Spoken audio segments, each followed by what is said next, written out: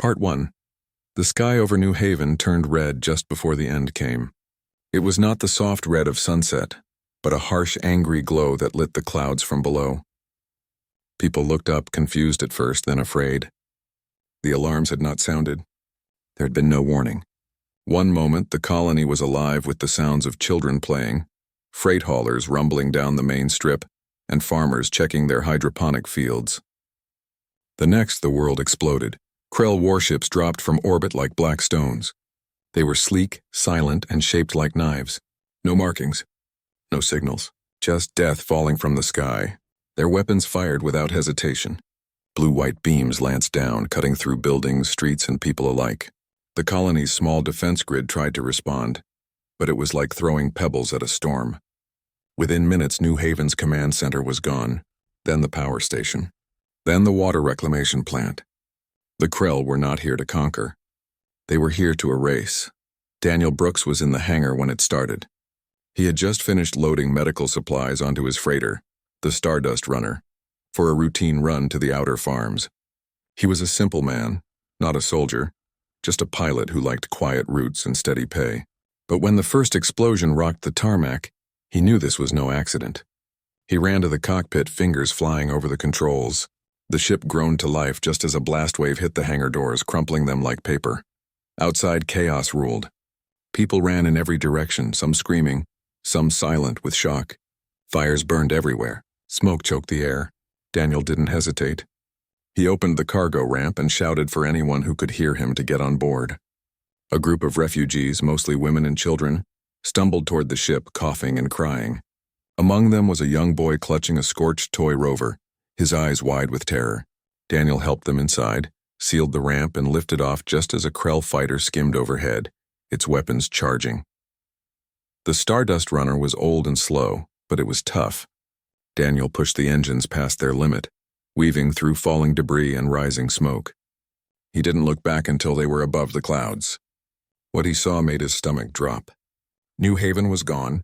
Where there had been homes, schools, and greenhouses, there was only fire and ruin. The colony that had housed over 10,000 souls was now a crater of ash. He sent a message on every open channel. "This is Daniel Brooks of the Stardust Runner. New Haven has been destroyed. Repeat, New Haven is gone. Krell forces attacked without warning. I have survivors aboard. Request immediate assistance." His voice was steady, but his hands shook. He knew no one would arrive in time to save the colony. But someone had to know. Someone had to remember. Back on Earth, deep inside Lunar Command, Admiral Helen Cruz stood in the dim glow of the Situation Room. Screens lined the walls, showing feeds from every corner of human space. Most were calm, routine. Then one screen went dark, New Haven's. Seconds later, Daniel's transmission crackled through the speakers. The room fell silent. Helen was a woman of few words and fewer regrets. She had spent 30 years in the service, rising through the ranks by being sharp, fair, and unshakable. But this was different. The Krell had skirmished with human patrols before, but never struck a civilian colony. Never like this. She ordered an immediate fleet alert. All ships within 3 sectors were to prepare for possible retaliation. But even as she gave the commands, a strange alert blinked on her private console. It came from the Jovian system. Europa. One of the deep space monitoring buoys had detected an energy surge unlike anything on record. Not Krell, not human, something else. The signal was faint, ancient, and growing stronger by the minute. It pulsed in a slow, steady rhythm, like a heartbeat waking from a long sleep. On Europa, beneath 2 kilometers of ice, Dr. Marcus Lynn rubbed his tired eyes. He had been studying strange mineral deposits near the research outpost when the ground trembled. Not an earthquake. Too regular, too precise. His instruments went wild. Energy readings spiked off the charts. The ice above Sector 7 began to glow with a soft golden light. Marcus called his team, but none of them had seen anything like it. They gathered at the observation deck, staring down through reinforced glass into the abyss below. What they saw made them freeze. Something massive was moving under the ice, not a machine, not a creature as they knew it. It was both and neither. Great plates of dark metal covered in symbols that shimmered like living ink were unfolding slowly, gracefully, as if stretching after a long rest. "What is that?" whispered one of the junior scientists. "I don't know," Marcus said, his voice barely above a breath, "but it's answering something." Back on the Stardust runner, Daniel guided his ship toward the nearest Alliance way station. The survivors slept in the cargo hold, exhausted and broken. The boy with the toy rover sat near the viewport, staring at the stars. Daniel joined him. "Will they come back?" the boy asked. "Who?" "The bad ships." Daniel didn't answer right away. He looked out at the endless dark, where Earth was just a pale dot. "I don't know," he finally said. "But if they do, I hope someone's watching." He didn't know it then, but someone was. Something was, and it had just opened its eyes. Far away in the cold silence of space, the object beneath Europa's ice finished its awakening. A low hum filled the void, too deep for human ears but felt in the bones of those nearby.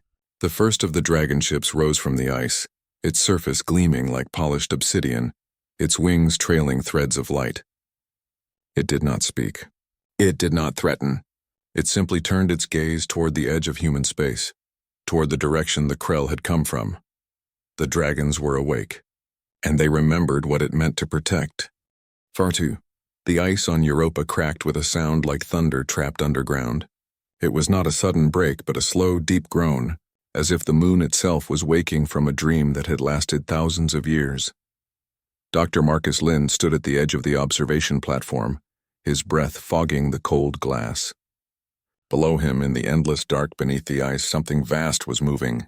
It had been there all along, hidden, waiting. And now, because of what happened at New Haven, it was rising. Marcus had spent most of his life studying ancient signals and forgotten ruins on dead worlds. He always believed humanity was not alone in the universe, but he never expected to find proof right in their own backyard. The energy readings from the object, now called the Cradle by the science team, defied every known law of physics. It did not run on fusion, antimatter, or anything humans used. It pulsed with a rhythm that felt alive, like a slow, steady breath. The first time the outer shell of the Cradle opened, the entire research outpost shook. Great plates of black metal peeled back like petals of a flower blooming in reverse. Inside, light swirled, gold, silver, and colors Marcus had no name for. Then came the ships. Not ships as humans built them, with sharp angles and hard edges, but smooth, flowing shapes that looked more like living things than machines. They coiled like serpents, their surfaces shimmering with patterns that shifted when you looked at them too long. No one dared go near them, not at first. But the dragons, as the team had started calling them, though no one knew why the name felt right, did not attack. They simply hovered, silent and still, as if watching, waiting. Marcus spent days trying to understand their language. The symbols on their hulls were not random. They repeated in patterns like sentences. After sleepless nights and endless cross-references with old Earth myths, he found a match. One phrase kept appearing: "The dragons awaken." He sent his findings to Lunar Command. Admiral Helen Cruz read the report 3 times. She did not believe in myths or ghosts, but she believed in data, and the data said something impossible was happening on Europa. She ordered a small team to approach one of the grounded ships, not to fight, not to claim, just to observe. Captain Lena Ortiz led the team. She was young for her rank, tough but fair, with eyes that missed nothing. She stepped onto the icy surface in a sealed environment suit, her heart pounding. Before her stood a dragon ship, taller than a skyscraper, its surface gleaming like wet stone. As she got closer, the ship reacted. A soft hum filled the air, and a section of its side opened. Not a door, but a smooth archway, glowing faintly from within. Lena hesitated. Then she walked in. Inside there was no cockpit, no controls, no seats. The space was empty except for a single column of light in the center. When she touched it, images flooded her mind, not words but feelings, memories not her own. She saw Earth as it was long ago, green and wild. She saw humans building cities, fighting wars, reaching for the stars. And she saw something else, a group of humans who chose a different path. They left Earth not in ships but in dreams. They merged with something older than stars, became something more. They promised to sleep until humanity needed them. The vision ended. Lena stepped back, breathless. She knew then what the dragons were. They were not aliens. They were what humans could become. And they had been sleeping under Europa's ice, guarding the cradle of their younger kin. Back on the Stardust runner, Daniel Brooks received new orders. The Alliance wanted him to return to Sol space. Not for repairs, not for rest. They needed eyes on Europa. His freighter was small and unimportant, which made it perfect. No one would suspect a cargo hauler of spying. He agreed without hesitation. He had seen what the Krell could do. If something out there could stop them, he wanted to see it for himself. When the Stardust Runner entered Jovian orbit, Daniel saw the dragon ships for the first time. They circled Europa like silent sentinels, their wings trailing light that bent the stars behind them. He felt no fear, only awe. It was like watching mountains move.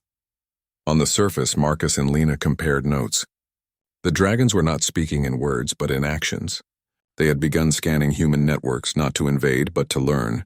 They watched news feeds, listened to emergency broadcasts, studied the ruins of New Haven. They were gathering evidence, then came the second Krell attack. This time, they targeted Cerberus Station, a mining outpost near the asteroid belt.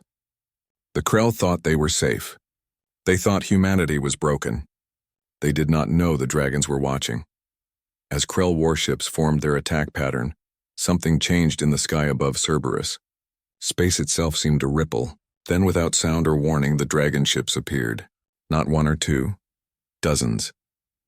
They moved like a single mind, surrounding the Krell fleet in a perfect circle. The Krell fired.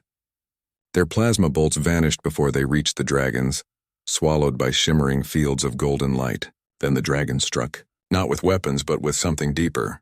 Krell ships began to fall apart from the inside. Hulls cracked without impact. Engines died without warning. Crews reported hearing whispers in their minds before their systems went dark. Within minutes, the Krell fleet was gone, not destroyed in fire but unraveled, as if the universe itself had decided they did not belong.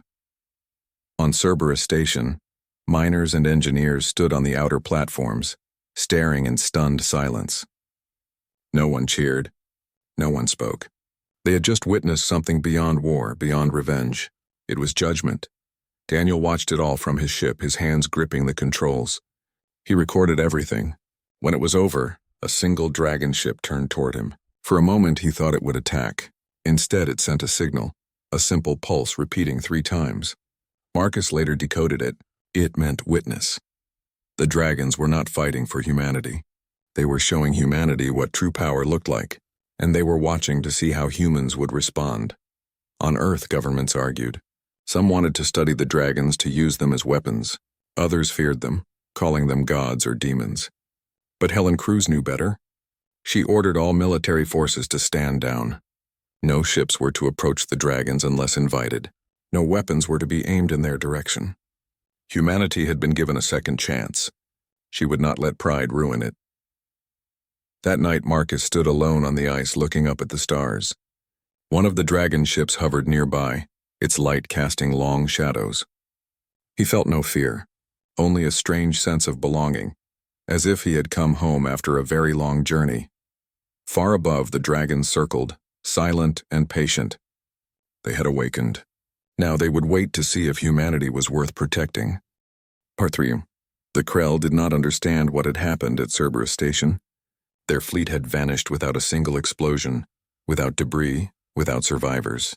To their commanders, it was as if the ships had never existed. Panic spread through their high command. They had thought humans were weak, scattered, easy to crush. Now something else was in the sky, something that moved like thought and struck like fate.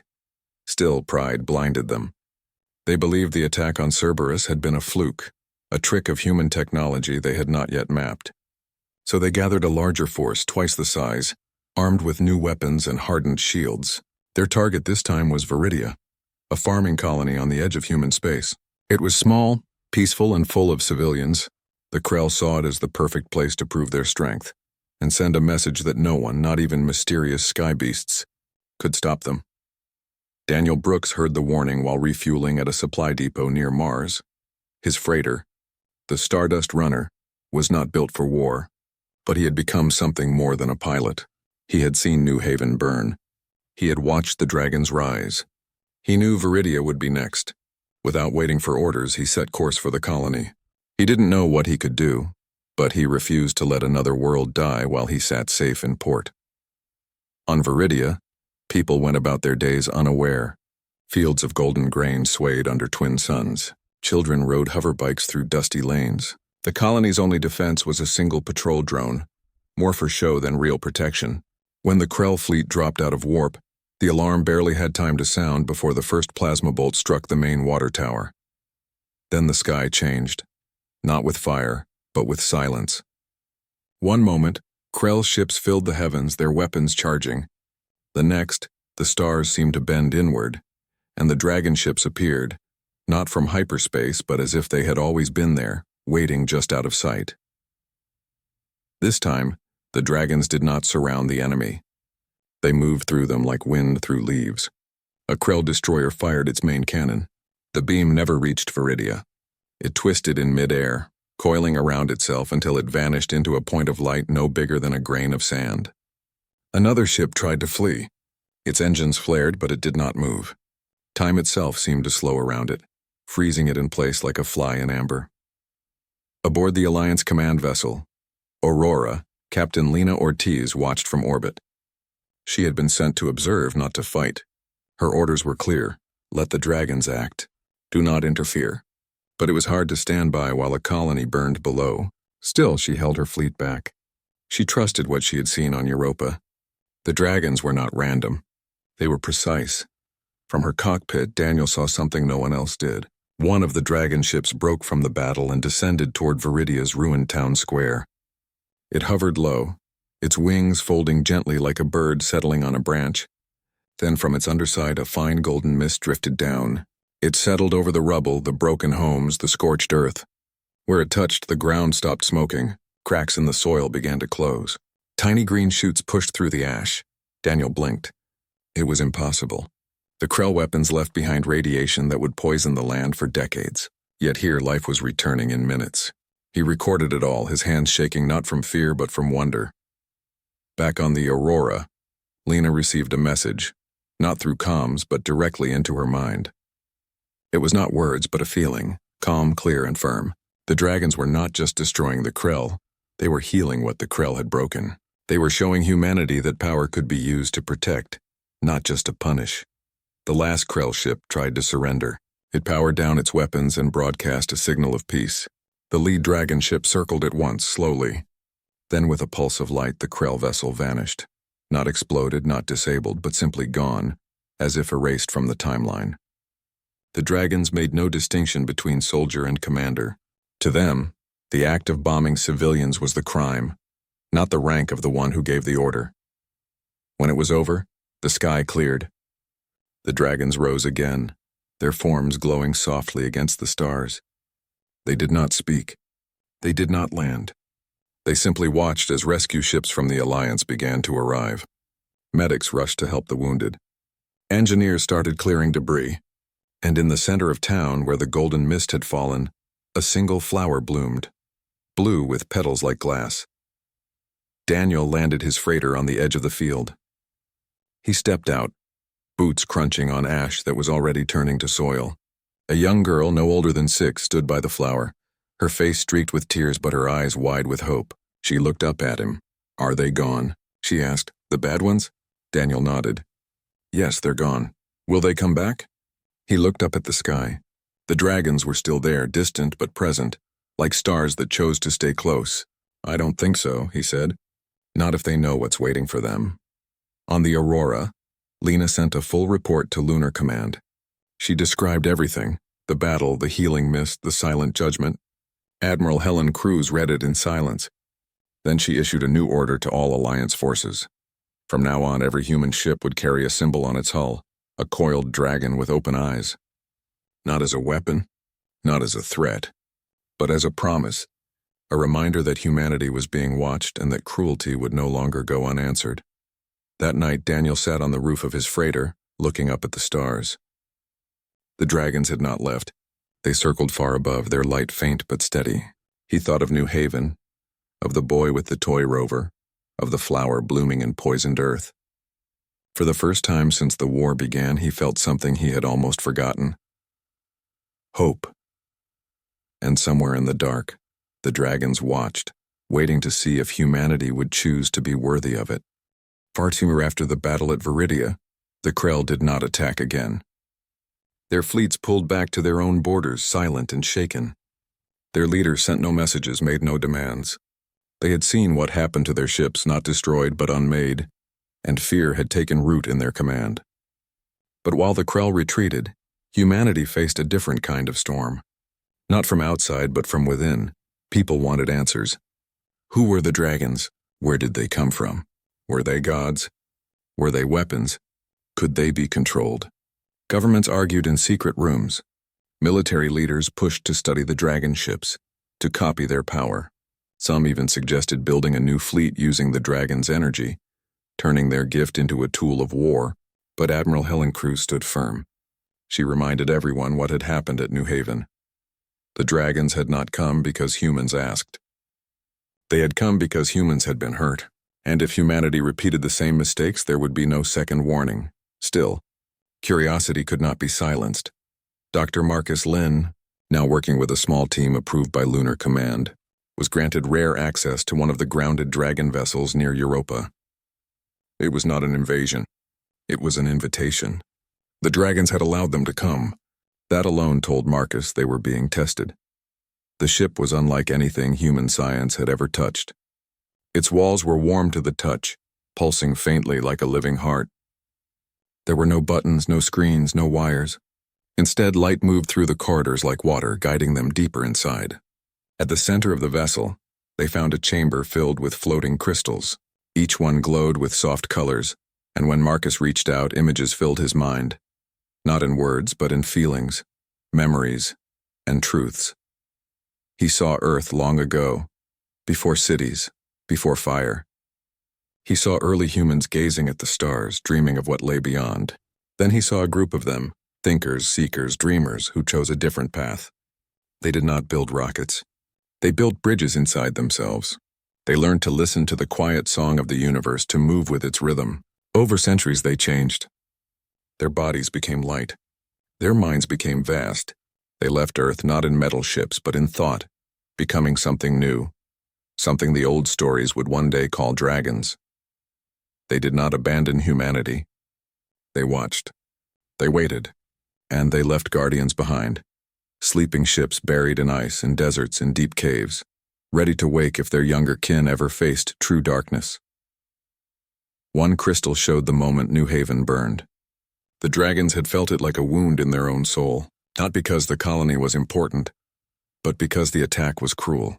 It targeted the helpless. It showed no mercy. That was the line they would not allow crossed.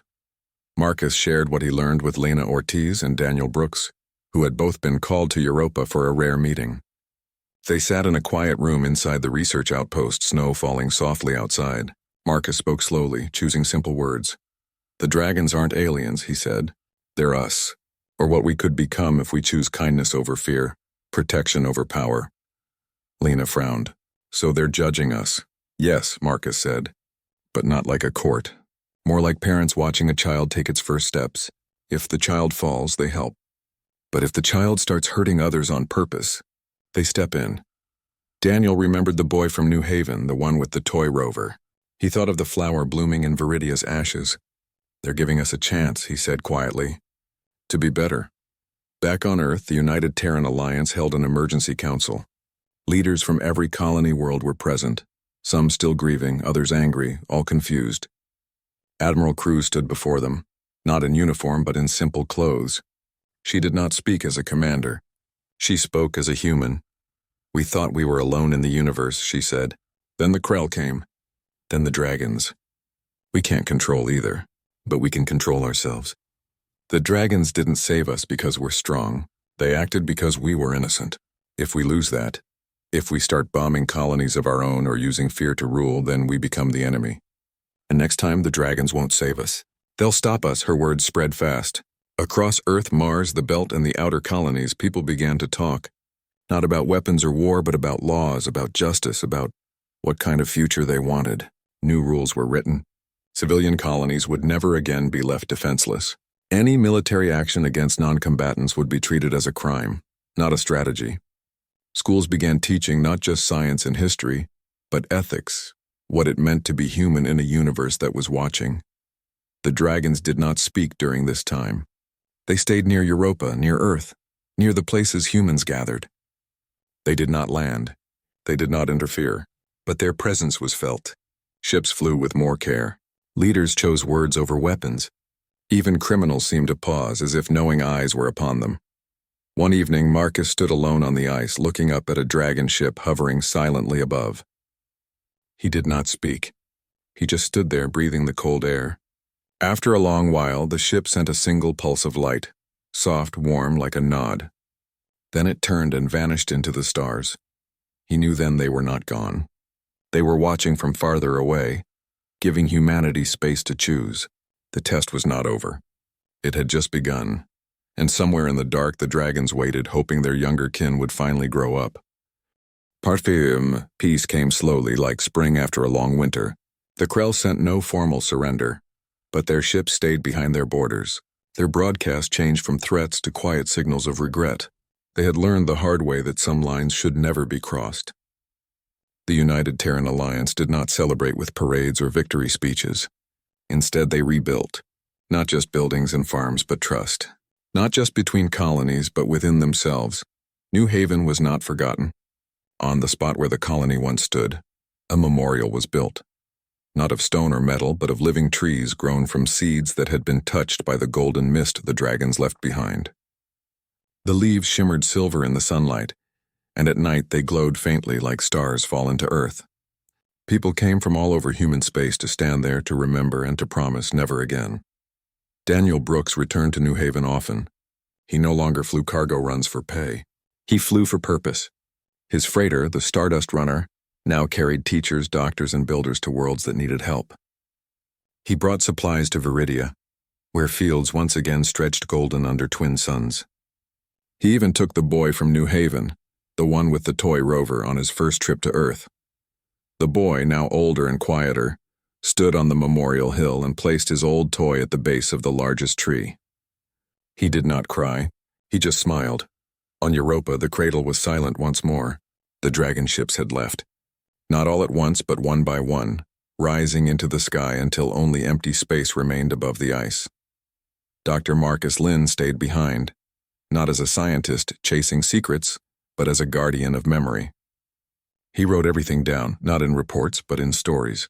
Simple words for simple hearts. He wanted future children to know what happened, not as a tale of war, but as a lesson in choice. Captain Lena Ortiz was given a new role. She no longer commanded warships. She led the Office of Ethical Defense, a group created to make sure no human force would ever again harm the innocent in the name of security. It was a hard job. Old habits died slowly, but every time a commander argued for harsh measures, Lena would ask one question: would the dragons approve? And that was usually enough. Admiral Helen Cruz retired. She moved to a small house on the coast of what was once California. She grew vegetables, walked on the beach, and watched the stars every night. She never spoke much about the dragons, but she kept a small carving on her windowsill. A coiled shape with open eyes made from wood that had once been part of a New Haven door. She said it reminded her that power means nothing without wisdom. Years passed. Human ships still flew between the stars, but they carried more than weapons. They carried schools, hospitals, and seeds. Colonies shared resources without fear. Laws protected the weak, not just the strong. And on every ship, on every station, on every school wall, the symbol of the dragon was displayed, not as a threat, but as a promise. Then one clear night, Daniel was flying near the edge of known space when his sensors picked up something strange. Not a ship, not a signal, just a feeling like a whisper in the dark. He slowed his freighter and looked out the viewport. Far ahead, between two stars, a shape moved. It was long, smooth, and glowing with soft light. A dragon ship. It did not approach. It did not speak. It simply circled once, slowly, as if checking on an old friend. Then it turned and vanished into the deep. Daniel smiled. He knew they hadn't left. They were watching. Always watching. Back on Earth, a young girl stood on the memorial hill at New Haven. She had never known the colony before it burned. She only knew the stories. She touched the silver leaves of the tree and felt warmth in her fingers. Her teacher had told her about the dragons, about the choice humanity made long ago. She looked up at the sky, clear and full of stars. Are they still out there? She asked her father. He nodded. Yes. And as long as we remember what's right, they'll stay quiet. The girl thought about that. Then she picked a single silver leaf and tucked it into her pocket. She would keep it safe, not as a relic, but as a reminder. Far away, beyond the edge of human sight, the dragons drifted through the void. They did not sleep. They did not rest. They waited, not for war, not for judgment, but for the day humanity would no longer need them, because they had finally learned to protect each other. Until then, the sky would never feel empty, and the stars would always have eyes.